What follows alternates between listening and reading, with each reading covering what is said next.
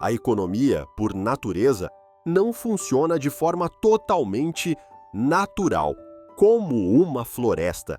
Ela é conduzida passo a passo, por políticas públicas, por bancos centrais, por grandes instituições financeiras e por grupos com capacidade de influenciar fortemente os fluxos de capital.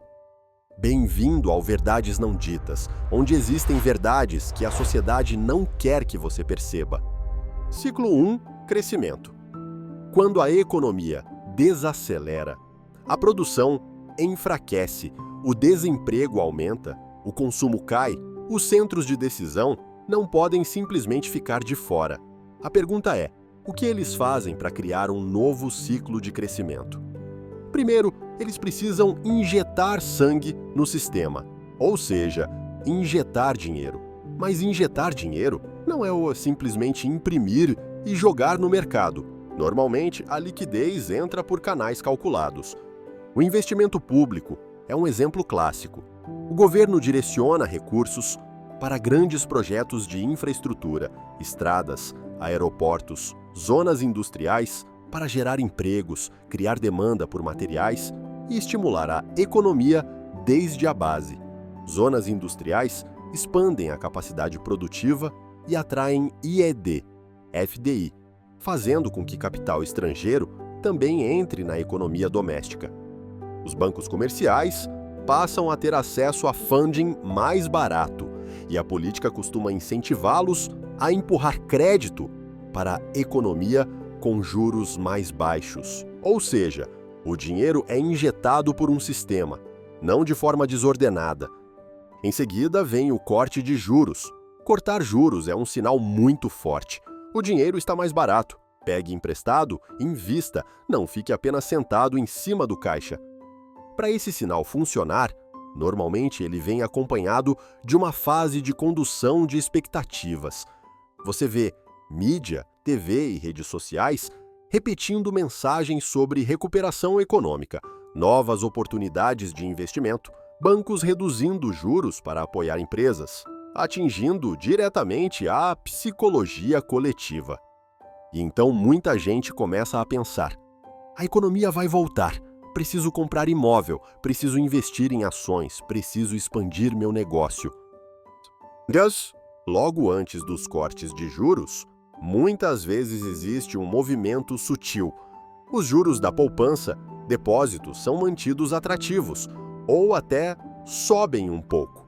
O objetivo é ancorar o dinheiro no sistema bancário, reciclar depósitos e preparar o terreno para a próxima fase de afrouxamento. Além disso, bancos comerciais normalmente têm vantagem de informação e conseguem ler sinais de política antes do mercado. Eles ajustam antecipadamente suas carteiras de captação e crédito para otimizar o ganho com o spread de juros. O capital é reunido e os recursos são posicionados, prontos para serem liberados com força assim que o sinal de corte de juros se torna público.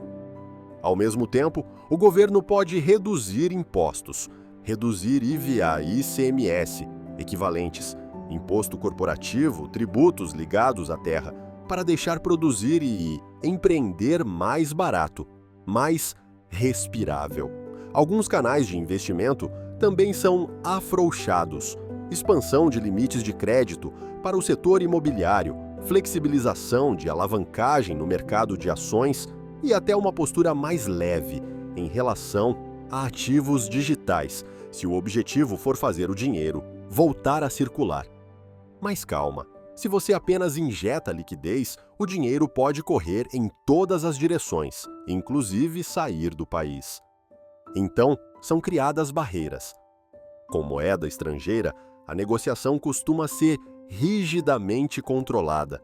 Limites para câmbio livre, controle de remessas para o exterior e às vezes surge um spread entre a taxa oficial e o mercado informal, tornando mais difícil e menos atraente escapar com o capital. Com o ouro, em alguns países, importação e distribuição podem ser fortemente reguladas, fazendo o preço doméstico se descolar do preço global. Quando comprar ouro internamente envolve um ágio elevado, o incentivo à especulação diminui. O objetivo é simples: manter o dinheiro circulando dentro do sistema doméstico, sem deixar que ele vaze para fora com facilidade. Outro instrumento é o câmbio. Se o objetivo é fortalecer exportações, a moeda pode ser guiada para um nível mais fraco.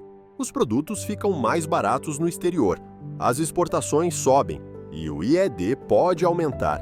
Se a prioridade é controlar a inflação, o movimento pode ser o inverso.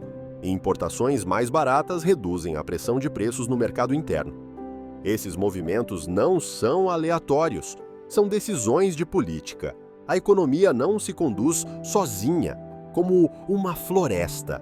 Ela é continuamente guiada por ferramentas macroeconômicas desde a raiz.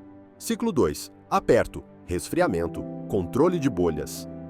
Depois da injeção de liquidez, dos cortes de juros e dos estímulos, a economia começa a esquentar de novo. Empresas expandem agressivamente, pessoas correm para comprar imóveis, carros, terra, ações disparam, o setor imobiliário marca novas máximas e os preços ao consumidor começam a subir. Parecem sinais bons, mas não necessariamente. Se o dinheiro corre rápido demais e forte demais, ele infla bolhas de ativos, empurra a inflação para fora de controle e prepara o terreno para uma crise precoce. Por isso, governos e bancos centrais não ficam parados, eles intervêm. O primeiro movimento é apertar a oferta monetária. 1. Aumentar juros. A taxa básica sobe. Os juros de empréstimos sobem junto. As taxas de depósitos, poupança também sobem. O objetivo é encarecer o crédito, forçando famílias e empresas a pensarem 2 vezes antes de tomar empréstimos para consumo, compra de imóvel ou expansão. Ao mesmo tempo, juros mais altos atraem o dinheiro de volta aos bancos e reduzem a quantidade circulando fora. Nesse estágio, juros de depósitos viram uma arma poderosa. A sociedade começa a perceber que deixar o dinheiro no banco pode ser mais seguro do que correr atrás de ativos quentes. 2. Restringir crédito. Limites de crédito são reduzidos. Bancos têm o total de empréstimos contido. O crédito é priorizado para setores essenciais, enquanto o fluxo para imóveis, ações e especulação financeira é limitado, reduzindo o combustível para bolhas. 3. Emitir títulos públicos para absorver liquidez. O governo aumenta a emissão de títulos, às vezes de curto prazo, com rendimento atrativo. Bancos, fundos e famílias deslocam capital dos mercados para comprar títulos. O objetivo é tirar dinheiro de ações, imóveis e consumo e colocá-lo em um ativo mais seguro, que basicamente trava o capital. 4. Ajustar o câmbio se necessário. Se a especulação em USD dispara, as autoridades podem ampliar a banda cambial ou permitir que a moeda enfraqueça. Importações ficam mais caras, o consumo esfria e a pressão inflacionária via importados aumenta, parte do preço do ajuste. 5. Aumentar o custo de transação via impostos e taxas. Maior imposto de transferência imobiliária, tributação mais dura sobre ganhos de investimento, taxas e custos de registro mais altos. Quando negociar fica mais caro, as pessoas especulam menos. 6. Mudar a narrativa da mídia. Antes, a mensagem era recuperação e oportunidade. No aperto, ela vira alerta, risco de bolha imobiliária, política monetária mais restritiva, risco de desaceleração nos próximos 12 meses. Isso resfria a psicologia coletiva, não se empolgue demais, e ajuda a reduzir a velocidade da especulação. Enquanto o público desacelera, bancos comerciais muitas vezes se movem antes. Ao perceber sinais de aperto, eles reduzem exposição a risco, imóveis, ações, aumentam reservas de liquidez e cortam operações ligadas à alavancagem, como margem e especulação financeira. Quem anda antes do ciclo costuma sair antes de o mercado entrar na fase fria. O objetivo do ciclo 2 é resfriar a economia aos poucos, sem derrubar o sistema, desinflar bolhas de forma controlada, estabilizar o sistema bancário e financeiro e preparar uma nova base para o próximo ciclo de crescimento. Próximo ciclo, crise. Nessa fase, a inflação já está alta. Bens de consumo, energia e serviços sobem rapidamente. O desemprego pode não explodir imediatamente, mas sinais ruins começam a aparecer. Perdas de emprego aumentam mês a mês e o governo é forçado a apertar gastos. Projetos públicos não essenciais são cortados com força. O orçamento é realocado para áreas críticas, saúde, segurança e redes básicas de proteção social. Ao mesmo tempo, o governo pode elevar impostos indiretos, como IVA e equivalentes, além de impostos seletivos, de forma mais agressiva, para absorver excesso de dinheiro em circulação. Isso também aumenta a arrecadação, sem gerar um choque psicológico tão visível quanto tributos diretos. O Banco Central age com firmeza, eleva rapidamente a taxa básica, às vezes 0,5% a 1% por reunião, em vez de pequenos ajustes, e aperta o crédito de maneira ampla. Imóveis, ações e consumo discricionário são fortemente contidos, enquanto o capital é direcionado para setores produtivos essenciais. Se necessário, as autoridades vendem reservas em moeda forte para defender a moeda e reduzir a inflação importada. O objetivo central das políticas na crise é frear o impulso inflacionário que saiu do controle, resfriar expectativas de consumo e especulação e proteger o sistema financeiro e bancário contra uma cascata de inadimplências. Segundo, as empresas. O quadro geral das empresas, quando uma crise começa, costuma ser sombrio. A receita despenca porque as pessoas apertam os gastos e passam a comprar apenas o que é realmente essencial. Ao mesmo tempo, o custo de capital dispara porque os juros altos se prolongam, com a receita caindo e as margens sendo esmagadas. Muitas companhias são empurradas para o modo sobrevivência. As que antes cresceram no quente com dívida, especialmente em setores sensíveis a juros, como imobiliário e finanças, entram num beco sem saída porque já não conseguem pagar juros nem rolar empréstimos. A reação forçada é previsível. Demissões em larga escala para reduzir custos operacionais, suspensão de projetos de expansão e manutenção apenas do mínimo necessário para continuar de pé. Ativos são liquidados, imóveis, ações, máquinas, ativos fixos, vendidos rapidamente para levantar caixa e pagar dívidas. Já as empresas mais sólidas, bom fluxo de caixa e baixa alavancagem, não se apressam para investir. Elas seguram caixa e esperam o momento de caçar ativos baratos, quando o mercado encosta no fundo. Terceiro, mercados de ativos. Ouro e dólar viram refúgio. O ouro nem sempre sobe de forma explosiva de imediato, mas costuma avançar em ondas fortes quando surgem notícias ruins. Investidores reduzem exposição a ativos de risco e migram gradualmente para ouro e dólar. O mercado imobiliário entra em congelamento.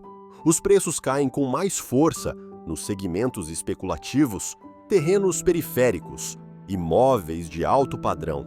A pressão de venda forçada de investidores muito alavancados aumenta a oferta, mas a demanda real praticamente desaparece. As ações desabam. As negociações passam a ser dominadas por venda em pânico e corte de prejuízo. O volume seca. Papéis menores, mid-caps e penny stocks podem entrar em morte clínica porque a liquidez evapora. Muitas empresas listadas reportam prejuízo, suspendem dividendos e adiam ou cancelam planos de emissão.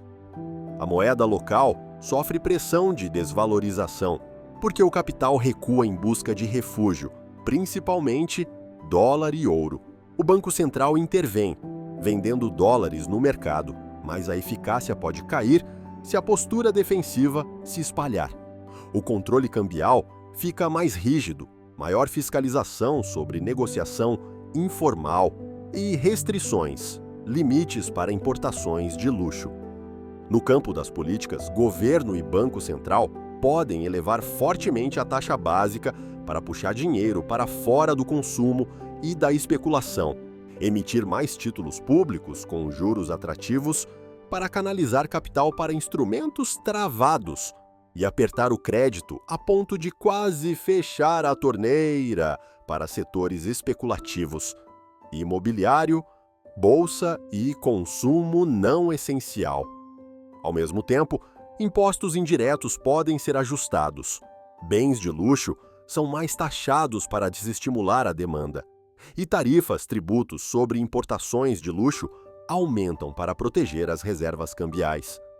Todas essas medidas convergem para um objetivo: reduzir o dinheiro que vai para a especulação e empurrar a economia de volta para a produção real, influenciando expectativas, psicologia e comportamento do capital.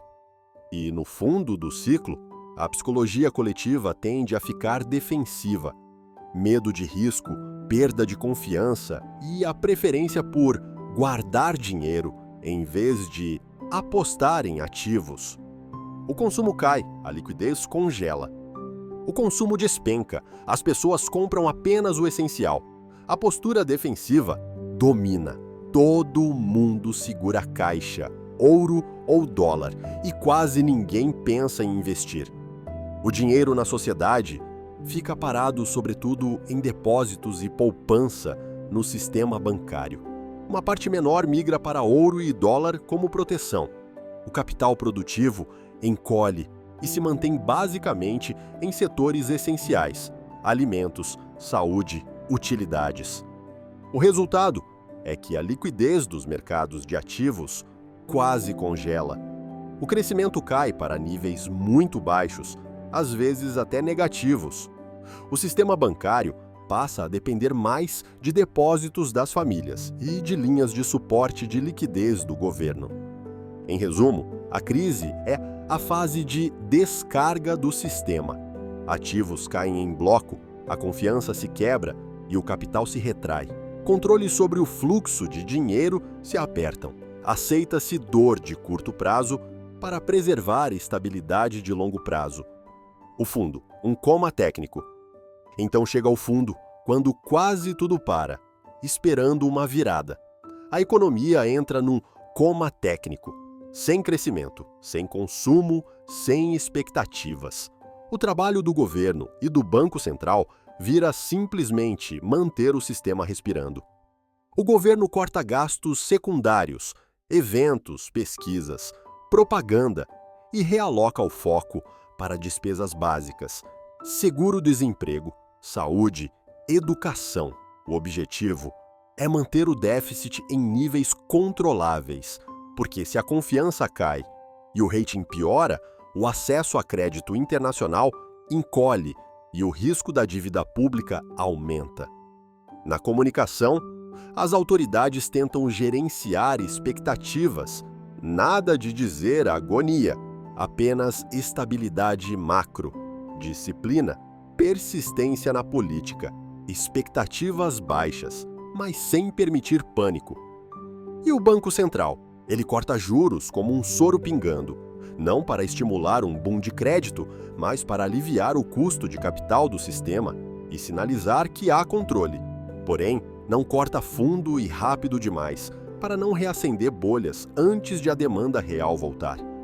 A retirada de liquidez também fica mais leve, via títulos de curto prazo, controla a liquidez e mantém o dinheiro preso ao sistema. Ao mesmo tempo, busca-se estabilidade cambial para evitar oscilações bruscas, impedir corrida para o dólar e reduzir risco de fuga de capitais. Nessa fase, tudo gira em torno de um objetivo: manter a casca do sistema estável até existir espaço para reestruturar por dentro. Empresas no fundo do ciclo. As empresas enfrentam receita em frangalhos, estoques altos, custo financeiro insustentável, demanda interna minguando e pedidos externos adiados, por tempo indefinido. Tomar empréstimo é continuar vivo, mas quanto mais tempo dura, mais parece queimar caixa. Então elas fazem o inevitável, demitem, recuam de áreas de risco, mantêm apenas o núcleo essencial e negociam silenciosamente com bancos. Se não dá para pagar principal, paga juros. Se não dá para pagar juros, reestrutura ou congela a dívida. Tudo acontece longe dos holofotes, porque uma quebra visível pode acionar um efeito dominó. Nada de investir, nada de expandir, nada de marketing. Apenas sobreviver com pedidos antigos ou com demanda essencial. E é justamente nesse silêncio que as empresas sobreviventes começam, discretamente, a construir a base do próximo ciclo. Sobreviventes e a acumulação silenciosa. A maioria das pequenas empresas sai do mercado, as restantes sobrevivem. Não necessariamente por serem mais fortes, mas por controlarem fluxo de caixa. Elas não expandem, mas reestruturam por dentro. Dívida, estoque, equipe. Não anunciam investimentos novos, mas compram discretamente máquinas e fábricas de concorrentes quebrados. Não contratam em massa, mas selecionam talentos seniores que foram demitidos em outros lugares. Este também é o momento em que agentes com vantagem de capital, bancos, grandes grupos, players com muita liquidez começam a comprar ativos baratos. Num mercado com baixa liquidez, a recuperação de preços é lenta e comprar barato fica mais fácil e menos visível. O ouro sobe levemente por demanda de proteção, mas tem dificuldade para disparar, enquanto a liquidez do sistema permanece fraca. Em alguns lugares, autoridades seguem controlando importações e mantendo diferenças de preço-câmbio para ancorar o dinheiro no sistema. O imobiliário fica difícil de precificar porque não há transações reais. Bancos emprestam com cautela, priorizando segmentos de política pública ou de demanda real, basicamente mantendo o paciente vivo. Os preços não desabam de uma vez, porque muita coisa ainda está ancorada no papel. Todos sabem que o preço real pode continuar caindo aos poucos, mas poucos querem realizar prejuízo. O mercado vira um zumbi. Existe, mas quase não se move. A bolsa negocia pouco, sem IPO, sem grandes ondas. A margem encolhe, a alavancagem é comprimida. O dinheiro do F0 some. O F1 começa a acumular, mas com extremo cuidado. Pequenas altas sobrevivem de manchetes menores, enquanto traders mais experientes acumulam bem devagar e em silêncio. Os juros conduzem expectativas, caem lentamente, sem choque, mas o suficiente para fazer as pessoas pensarem no depois. A psicologia coletiva fica anestesiada, sem pânico, mas sem esperança. Tudo entra em pausa. Ações, nem pressa para comprar, nem urgência para vender. Imóveis, quem tem segura e absorve perdas. Quem compra, espera o fundo real. Consumo, mínimo, apenas o necessário. Caixa vira rei, dólar e ouro permanecem como refúgio. Mas é justamente nesse silêncio pesado que os grandes começam a agir. Eles acumulam ativos sob a narrativa de que não está acontecendo nada. São os que entendem o ciclo. Porque o fundo não é o momento em que o preço está mais baixo. É o momento em que a expectativa está mais baixa. O fundo é onde quem enxerga mais longe encontra a oportunidade. No fundo, todo mundo diz que o mercado morreu.